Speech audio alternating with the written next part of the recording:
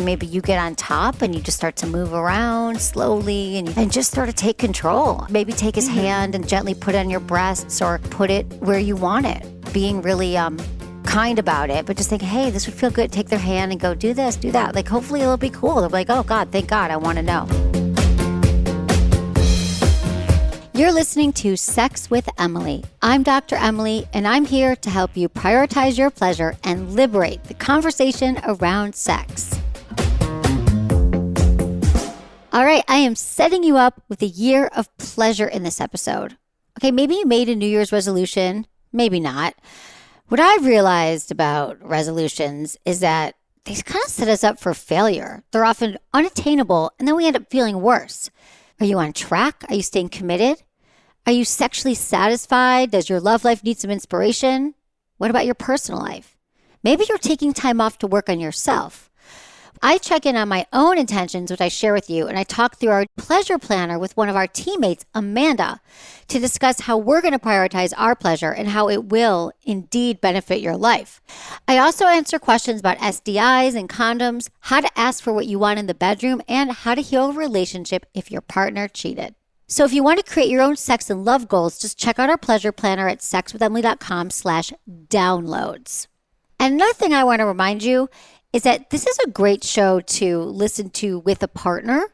A lot of couples listen together. It's sort of your sex therapy, but you don't have to go to someone's office. You can have me talk you through it. You can stop it, in the middle and say, hey, what do you think about what she just said? Should we try that? So it's another way to facilitate healthy communication in your relationship. Please rate and review Sex with Emily wherever you listen to the show.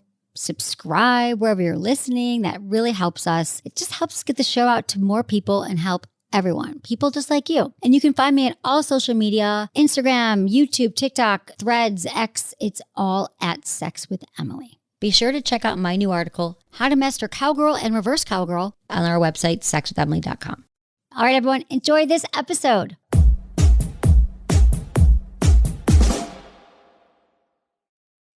It's the most wonderful time of the year, or is it? Real talk. Between family gatherings and holiday parties and just a little more on our plates than usual, our health can take its toll. Luckily, we have Just Thrive probiotics. They have been with me this entire year, and they are the only clinically proven probiotic and antioxidant on the market. So unlike most probiotics, Just Thrive is unique. It beats bloat and indigestion, supports a strong immune system, gives you clear, glowing skin, and improves your sleep and your mood. These are the only probiotics that I have found that actually reach your gut 100% alive. Those other fancy probiotics, the ones in the freezer, all that, they don't do any of this. Just Thrive comes in a capsule or a gummy, and it's the perfect gift to keep your gut in balance during the holiday season and beyond. And they have a money-back guarantee. So give yourself the gift of health this year and kickstart your new year routine early with Just Thrive. And for a limited time, you can save 20% site-wide at justthrivehealth.com with promo code SEXWithEmily. That's justthrivehealth.com and code SEXWithEmily for 20% off.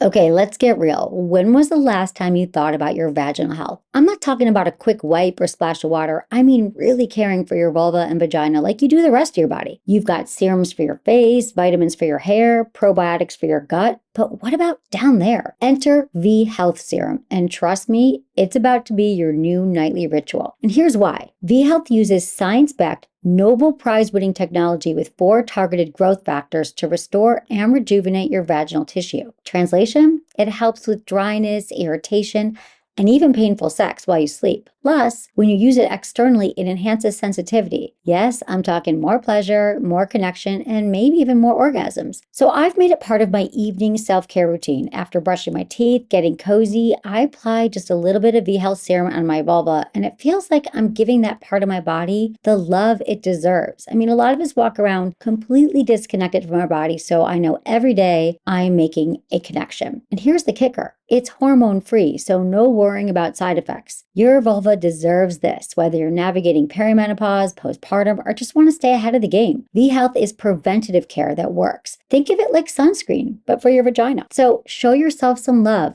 Go to getvhealth.com and use code Emily25 for 25% off. That's GETVHEALTH vhealth.com and use code Emily25 at checkout. Trust me, your vulva and your entire body will thank you.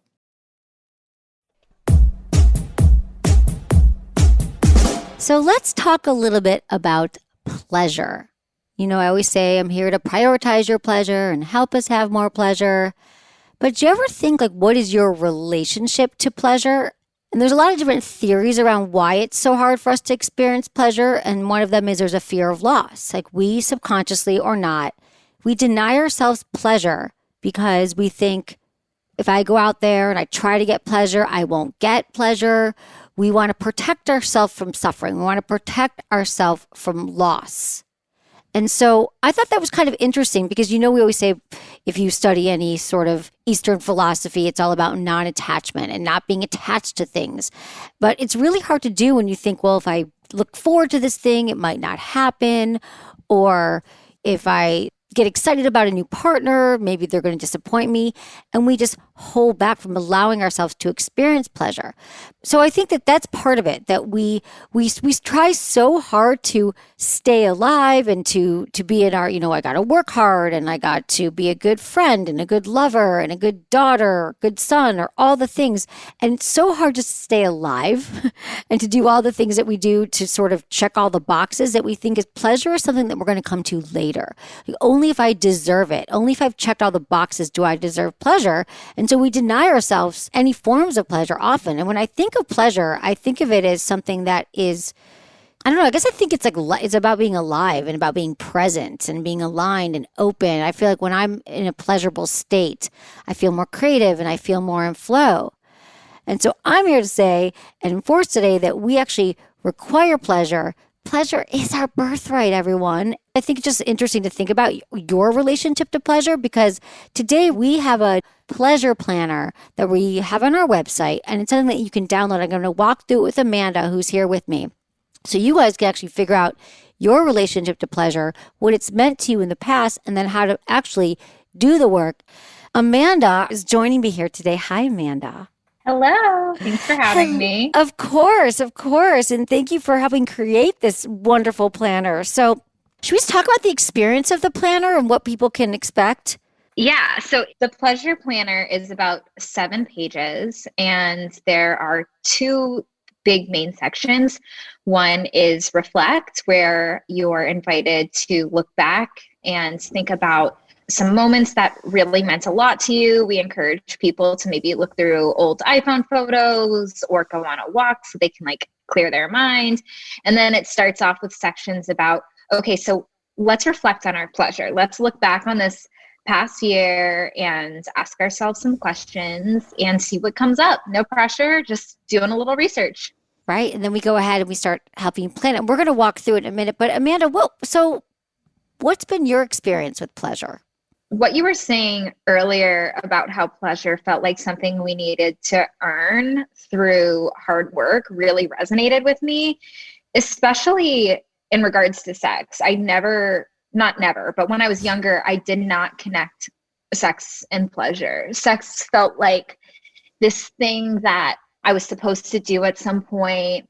I started having sex as a teenager, like a lot of people do. And it was not at all focused on pleasure. It was more to do it honestly. And I had a healthy entrance into sex, like nothing traumatic or anything like that. But still, it was so much more focused on my male partner's pleasure than it was for me. And I was in 2 long-term relationships and I didn't orgasm with a partner until after I graduated college. And that to me was such a profound experience. The partner was not healthy, but the sex was great, which I think is a rite of passage. Right. It is a rite of passage.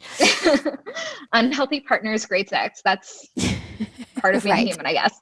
But that experience did teach me that I could own my pleasure during sex. I think I've talked about it with you before. He was the person who called me out on faking my orgasms. I love that. I don't love it, but that story was such a, I mean, a lot of us have faked orgasm or are still faking orgasms. We don't encourage it. But the fact that he called you out on it at a restaurant was just like. Yes. So I realized that pleasure could be a part of sex that was meant for me too. And the older I got and the more experience I had, I realized that healthy partners aren't going to just look at you after they're done with sex and say, "Oh, did you finish?" They're going to make it a team effort. And I think that what this pleasure planner does is, yes, it is very much so grounded in your sexual pleasure, but beyond that as well, it's encouraging you to look for pleasure in all facets of your life.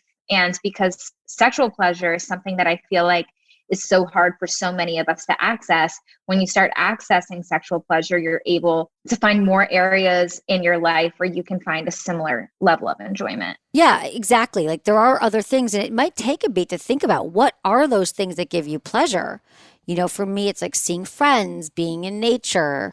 These aren't so unique. I think a lot of us have it, but when you make a list of all the things that give you pleasure, I mean, I don't know how long your list might be, maybe 10, 15, 20. And then you get to look at this and kind of plug it in. How I have to make sure. So when I say prioritize your pleasure, I don't just mean orgasms. It's like, I'm going to try to see friends twice a week. I'm going to make sure that I'm in nature. I'm going to make sure that I'm gardening or shopping, or if you have a healthy relationship with it, whatever it is that gives you joy. So let's just get into it. The pleasure planner. So we built it in two ways. Like you could do it on your own, or you and your partner could fill it out together. You could fill out separately and come together. We just want you to spend some time going through it. So in the first section, the pleasure reflections, I sat down and I was like, oh God, this year, did I have that much pleasure? But it was so great to go through it and think, oh, I did have some great sex. Like I thought, like the best sex I had this year was when, okay, so here's one of the benefits of doing this show for a while. I have a partner. I've had a few partners this year, several. I'm not in a committed relationship, but I do have a few lovers that circle about. And so a few of them listen to the show. I used to discourage that, or I used to think, oh, if they listen, they're going to have judgment. But I think I'm in a much different place now. And I'm like, please listen. I talk about what's good, what I like all the time. And I would say the best sex I had was when I came home and this partner, I gave him the code to my house and he came in and he got me sushi from my favorite place, Sugarfish. And he made me a cocktail and he had gone into my room, and I have these underbed restraints from sport sheets that are under my bed, which makes sense, but it means that they're always there, but he's heard me say on the show, I don't often use them. And he had pulled them out and I didn't even go into my room because we had dinner. And it was just so nice to come home, because what I found is what robs me of pleasure a lot, and even of sexual experiences, is that I get home, or maybe I'll rush out to a date or something will happen and I don't have that in-between moment to get back into my body, to relax, to feel ready for connection with someone else. And so I think what happened was I came home and I took a shower and he was like, that's okay, I'm just setting things up. And then I was able to have those moments to decompress. And then I came out and he had my favorite meals and drinks and we got to talk and connect, which is all things that are really important to me. I need to feel connected. If we hadn't talked all week, like, what's going on with you? Here's what's going on with me. And then we went into my room and he had walked in there and he had it all like set up with like my toys out that I liked and my restraint things. And he knows that I've been wanting to do more of that. And he just sort of led the charge. He was like, I'm in charge, like put this blindfold on. I'm going to do all these things. And it was sort of this, if I say that was the best sex I had, for me it was because it was like I didn't have to be in charge. I didn't have to think so much. I had felt listened to. I had felt that he was there for me. He lit a massage candle and just sort of knew me so well in that moment. And then, the most excellent sex ensued. That's a really powerful reflection. So Yeah. what did you learn from yourself from that reflection? Well, I learned that it's easier than I thought to let go and to allow myself to receive, because I still had that even after this whole night that was about me and my pleasure. I thought, well, what do you need? He's like, babe, you give me so much. I've had so much pleasure with you and I know how hard you work and I want to just be here for you. So what it's done is or something that I want to continue to work on, continuing to allow myself to remember that my partners, especially the ones I'm with now, because we've all been with people who are not invested in our pleasure, but the partners I'm with now want to please me. They've had enough orgasms in their life. They're not into like, I have to come every time or I need all these things. Although they usually do, that they are the partners who get off when I'm pleased. Like I'm with someone now who, so have you been through this experience, Amanda? Have you been with guys who go down on you and maybe they do it for a while and they do a completion, but they don't seem as turned on. Like they're like, okay, now you got to go down on me because I'm not as aroused. But for me, this really works that this partner has like an erection. He's like ready to go. Like it is such a turn on for him to go down on me. And he's like, I just want to have sex with you right now because he's just so turned on by my orgasm, which is, I believe that's the ideal partner for me, but that doesn't always happen. Not to say it's bad if your partner doesn't have erection or, you know, he needs something else. I'm saying for me, it was such a delight. So I think what I learned is that reinforce myself that I can find partners who are invested in my pleasure. And it's just as much of a turn on for them as it is for me. Oh, that's beautiful. And when you said, have you ever experienced this?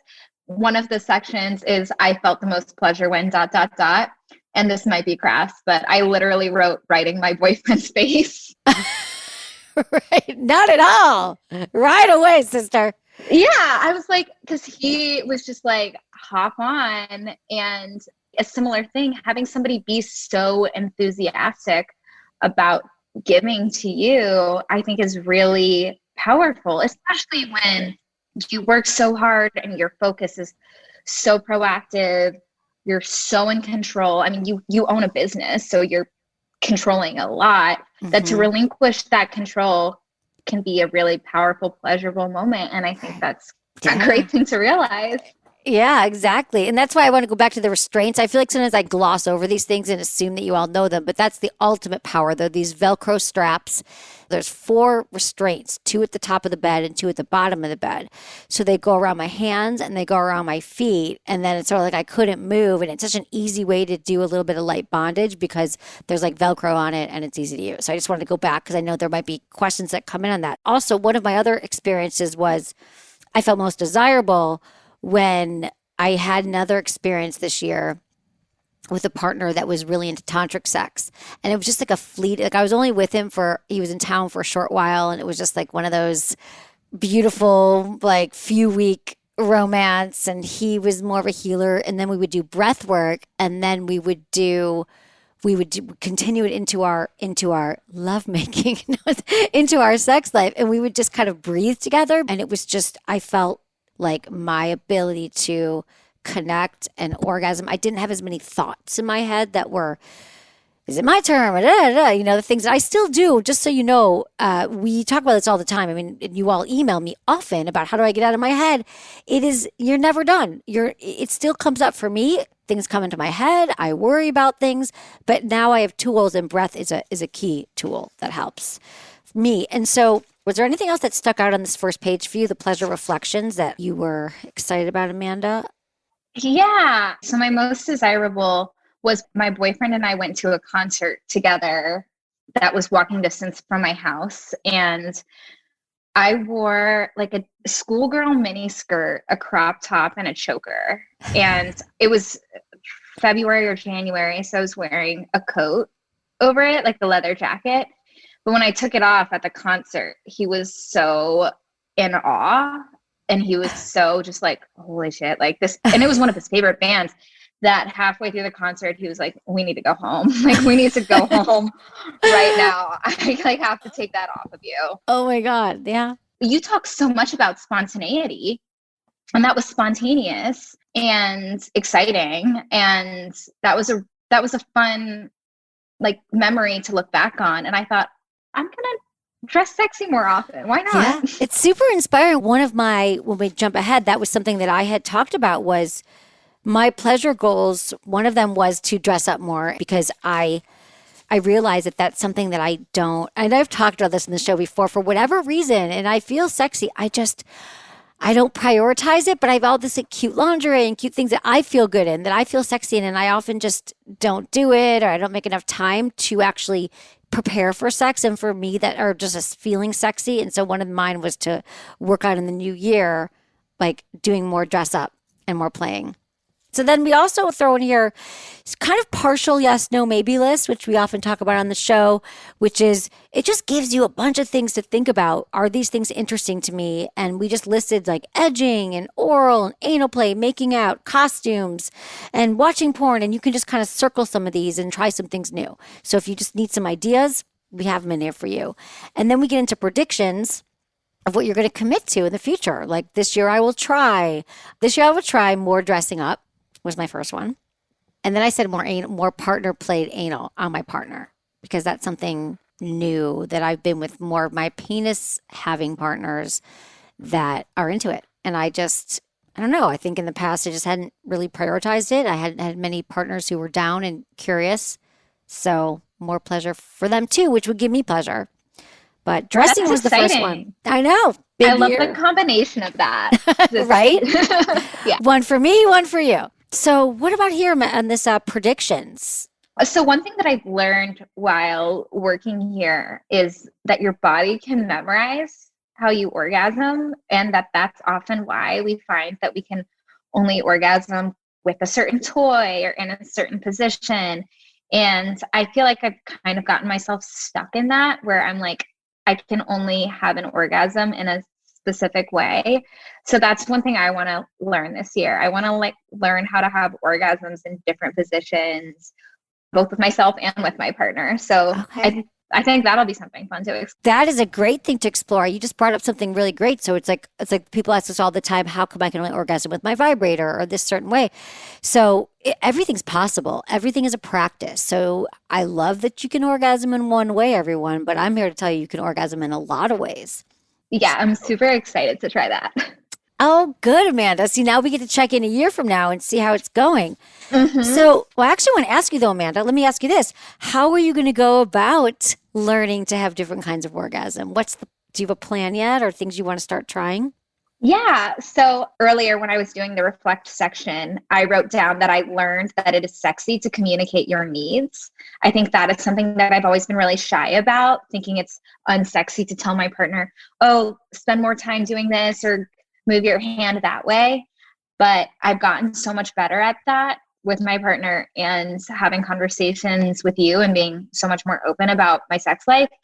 So I think what I'm going to do is just be very vocal about my needs. And if we're trying things in a different position than normal, I'm just going to tell him, we're going to do some experimenting. We're going to do some playing around here. Let's try this. Let's try using this toy and making it kind of like an experiment. Just to see if and enroll him. Yeah, I love that idea. Like enroll him in your pleasure. You could even do this with him, this pleasure planner, but also, saying this is, because I think that, like, again, I'm going to say it again. I've probably already said it this episode that your partner wants to please you. And so enrolling them rather than looking at it as like, oh, it's going to be a demand on them and they're going to resent me for it, but saying, hey, let's try some new things this year. This is for me. This would help me. This would help you. And that's when you really have that whole beautiful cycle of giving and receiving where the lines are blurred and you give, receive, and then it just becomes a beautiful exchange. I love that. Then the last page of it is we talk about planning your pleasure and then what your intentions are. We ask you your intentions and then we get into your goals for the year, how what you want the year to feel like. Do you want to tell me what are your pleasure goals, Amanda, for the year? This is kind of a combo one. I want to try new room massage / incorporate more massage play, whether that's with a massage oil candle or like special massage oil lube hybrids. Right. But my boyfriend's like obsessed with new room massage and it's kind of like an investment because you have to buy a special sheet for it. It's this, you've probably heard of it, but I'll say what it is just in case people listening don't know. But it's when you oil both of yourselves up and you give each other massages with your body on this like special sheet. Yes. And it looks so fun. So, I know the founder. It's so funny you said this. I met the founders of it at a conference once here and they were awesome. And did you get some already? No, but I did get the massage candle that you talk about. Have you used it yet? No, I ordered it. That was part of me trying to stick to my pleasure goals. That's like step one, get the candle. You always talk about it, Amanda, just buy the candle. It's amazing, you guys. Essentially, it's a candle And it's not, don't try this at home with a regular wax candle, but it's not made of wax. It's made of massage oil. So when you light it for a few minutes, blow it out, and then you pour it on your partner. And it's not like hot or messy. It might be a little bit messier than you like, but it's not sticky. It doesn't like ruin your sheets. But you pour it on them, and it's like this warm, luxurious oil, and then you can massage them, and then you can get on top of them. It's sort of Nuru like, in that you both get really slippery, slidey, and it's a fun experience. So one of my pleasure goals is more breath work and tantra, actually. So now I'm inspired. I hope you guys are inspired too. You guys should totally check out our pleasure planner. Let me know what you think of it. And then you have to actually sign it and commit. And you commit to yourself, and we don't want to break agreements to ourselves, right? So I'm wishing you guys so much pleasure this year. Thank you so much, Amanda, for joining me to walk this through. But remember, try it with yourself, try it with a partner, and let's just make this the sexiest year yet. When we come back, I'm talking to Jessica, who's wondering if it's okay to have sex with her new partner without a condom.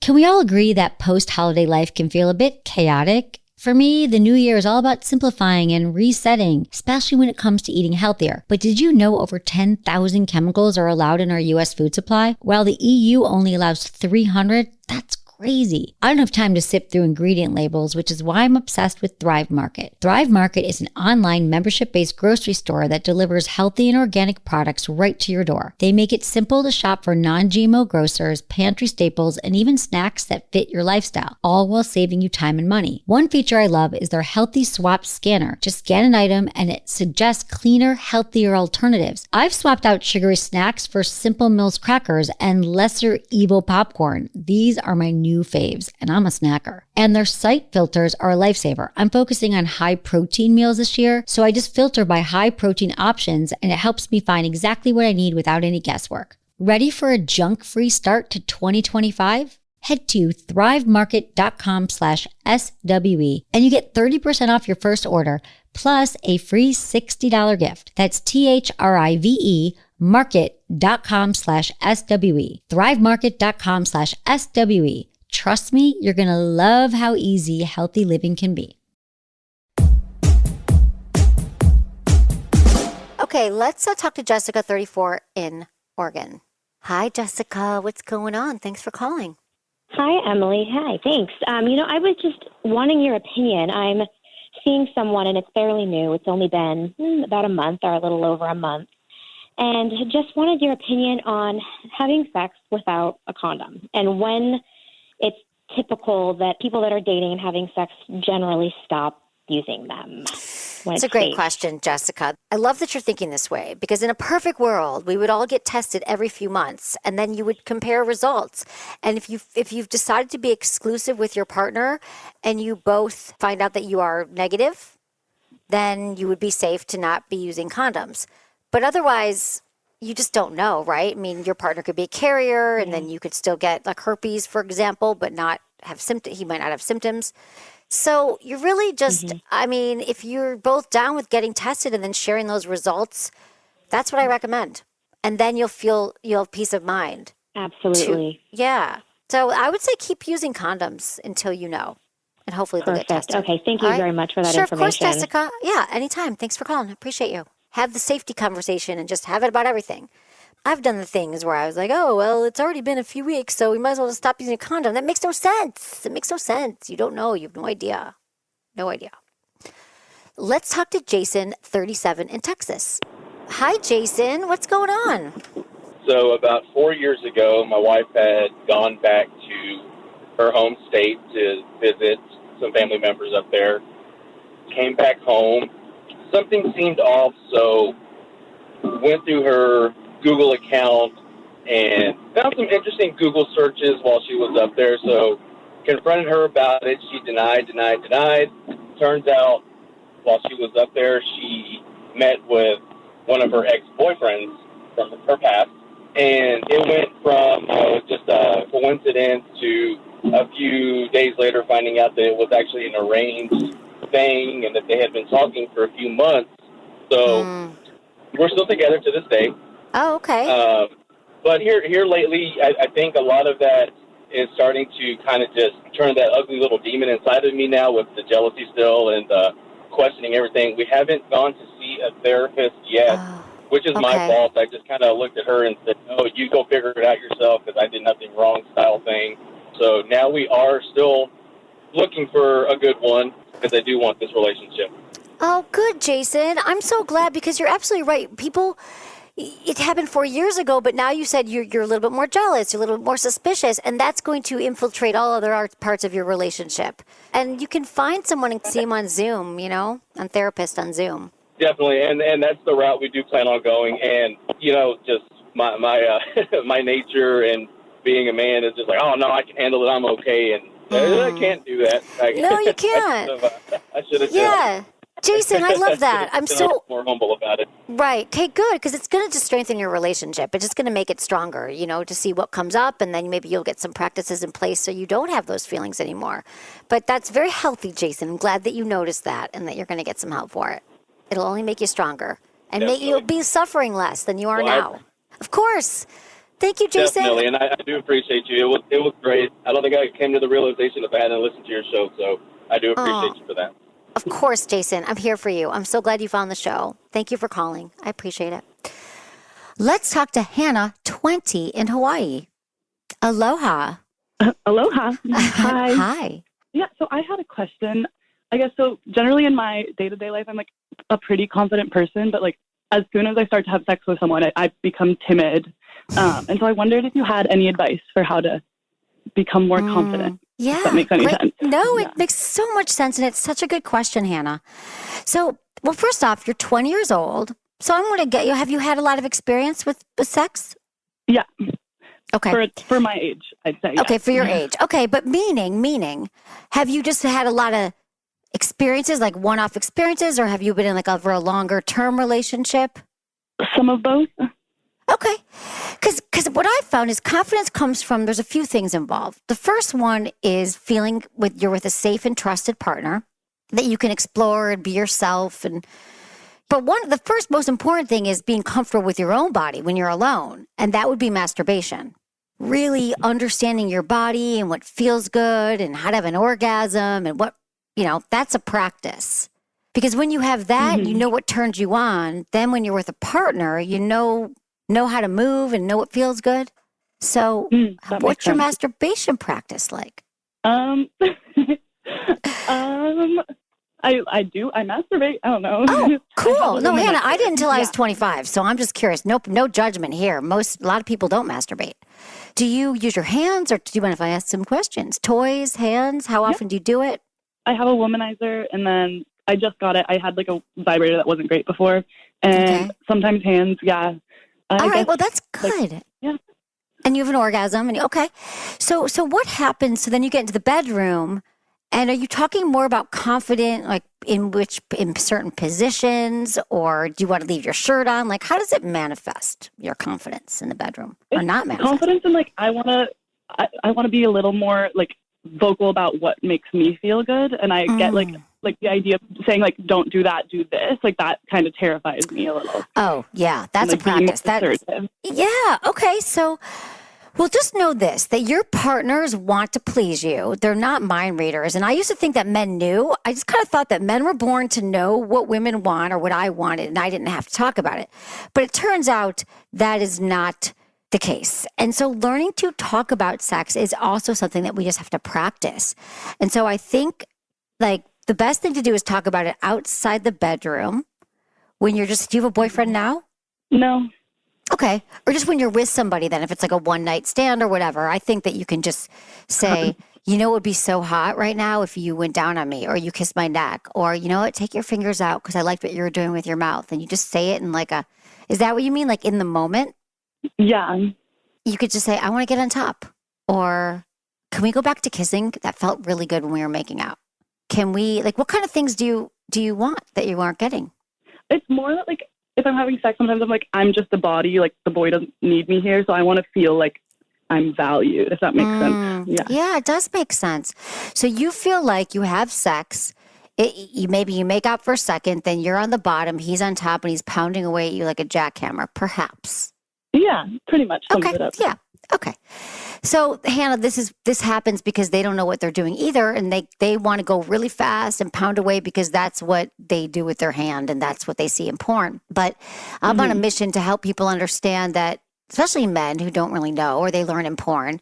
And since women aren't comfortable, a lot of women don't know how to speak up about it, this is also teaching them because you're both, you're young, you're 20. So you don't, even if you told me you've had a lot of partners, it still doesn't mean you have enough experience on the planet of sleeping with different partners. And so I love that you're asking this, Hannah, because practicing now will set you up for a lifetime of great communication. And so if it's someone that you're hanging out with more, though, I have 3 T's of communication, which are timing and tone and turf. And usually I say, like, you don't want to talk about it in the bedroom. Like if you want to have a conversation, it's outside the bedroom because in the bedroom, maybe you're turned on or he's turned on and he's got an erection and he's like, she's going to talk to me now and I want to have sex. And so it just can get confusing. So, and then also your tone should be light and curious. Hey, let's talk about sex. So what are you into? Let me tell you some things that I'm into. I really like when we go slow. When we make out and you take my clothes off slowly, that is so hot. I love when a guy kisses my neck and your tone is curious and tell me what you're into.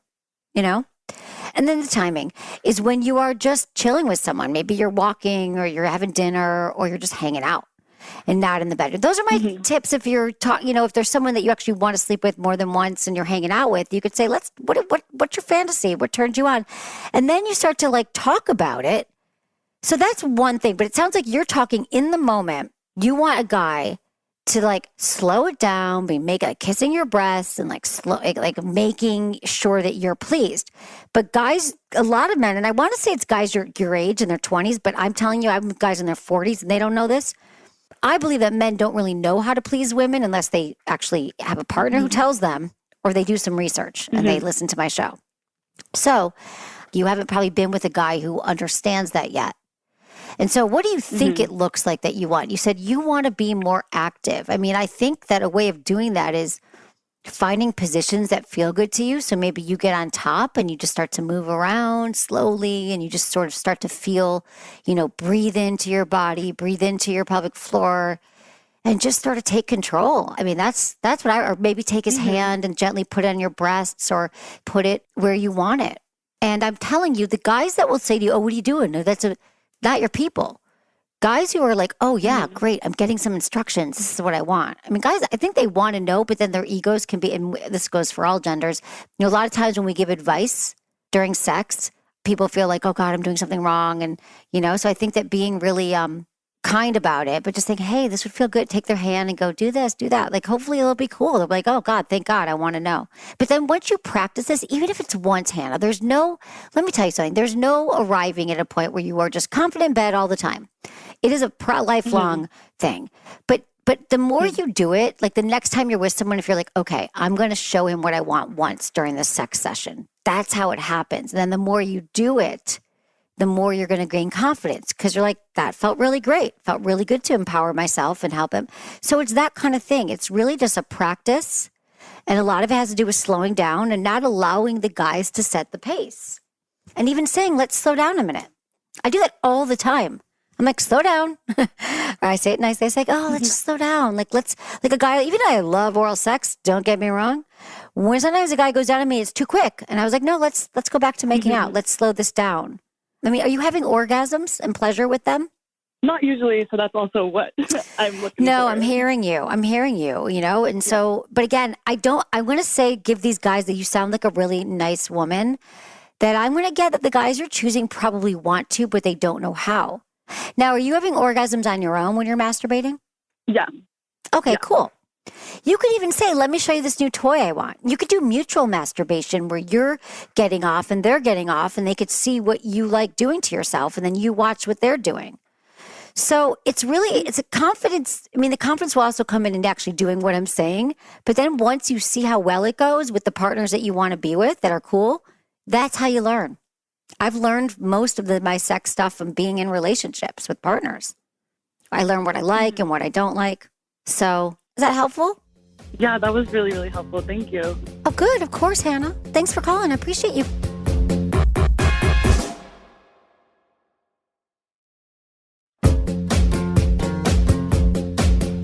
That's it for today's episode. Thanks for listening to Sex with Emily, and be sure to like, subscribe, and give us a review wherever you listen to the podcast, and share this with a friend or partner. You can find me on Instagram, YouTube, TikTok, Twitter, or X, and Facebook. It's all at Sex with Emily. Oh, and I've been told I give really good email, so sign up on sexwithemily.com, and while you're there, check out my free guides and articles for more ways to prioritize your pleasure. And if you'd like to ask me about your sex life, dating, or relationships, call my hotline, 559-TALK-SEX. That's 559-825-5739, or just go to sexwithemily.com/askemily. Was it good for you? Email me, feedback@sexwithemily.com.